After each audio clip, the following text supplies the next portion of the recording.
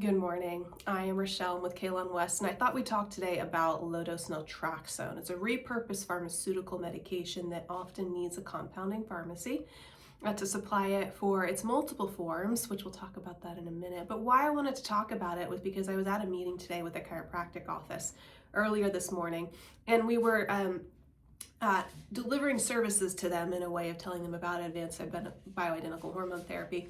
And, they are focused on rehab and wellness from injury, which hormones can have a relevant space to in building your foundations. But more so of interest, I was talking with them about some IV peptide therapies, injectable peptide therapies, but then also something called low-dose naltrexone, a topic that came up. And it hit me. I don't think people know about low-dose naltrexone in the way that they should. I certainly didn't when I was in PA school, and even through my journey in hospice years. And I wish I had, because it is a fantastic solution for off-label use, meaning it was created originally for something of form and intent, a purpose to solve an answer for a solution. But then it has since been extracted and used in different years for different purposes, and really a very wide host of things. So I love low-dose naltrexone. Let me tell you a little bit about what it is, the forms of delivery, its mechanism of action, how does it work in your body, and then for who this might be a good fit for. So let's jump in. So low-dose naltrexone, LDN for short abbreviation, okay?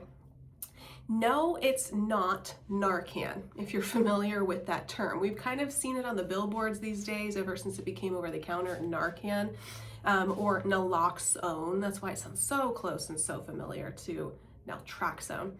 Narcan or naloxone is a spray or an injectable medication that will help reverse opioid overdosing. So if somebody shot up on heroin, fentanyl, overdose on Oxycontin, this is a way, or that medication is a way to unbind the opiates from the opiate receptors in your body so that you don't go into respiratory depression or your central nervous system basically going to sleep.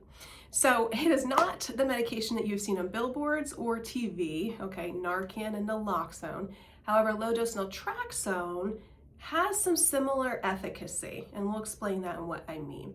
So low-dose naltrexone, the main mechanism of action, of which it has a few more than what I'm going to mention here, but its primary intent for what it's doing is that it does bind to your pain receptors in your body when you take it, either through oral form, pill, liquid, or capsule. And it will bind to your pain receptors. And this is simple terminology. There's definitely more specific to that than this, but it will bind to your pain receptors for about 4 to 6 hours. It's transient, okay, and it's blocking of your pain receptors in your body. However, then it does what we call unroof, okay? So it goes away. It gets off of the pain receptors.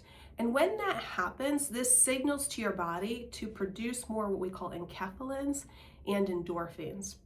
And if you can think of, well, what is that? I mean, they sound like cousins to one another, but big words, Rochelle. Yes, they are.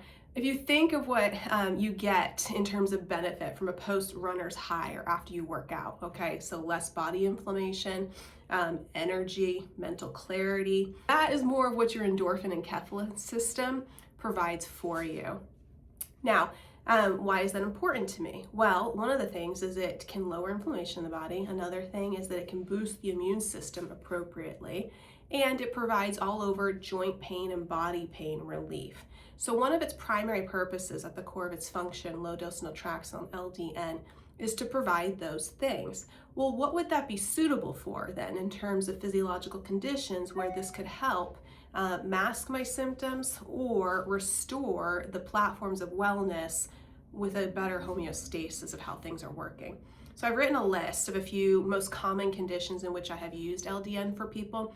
In the autoimmune category, I have used it for Hashimoto's thyroiditis. I have used it for Sjogren's disease, scleroderma, and Lyme's patients.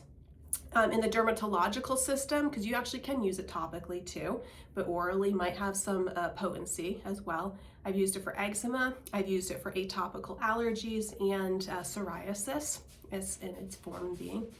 For the GI system, anybody who's had ulcerative colitis, Crohn's disease, or celiac disease, we have used low-dose naltrexone. In the neurological category, we've used it for patients with multiple sclerosis, Parkinson's, peripheral neuropathies, sometimes ALS.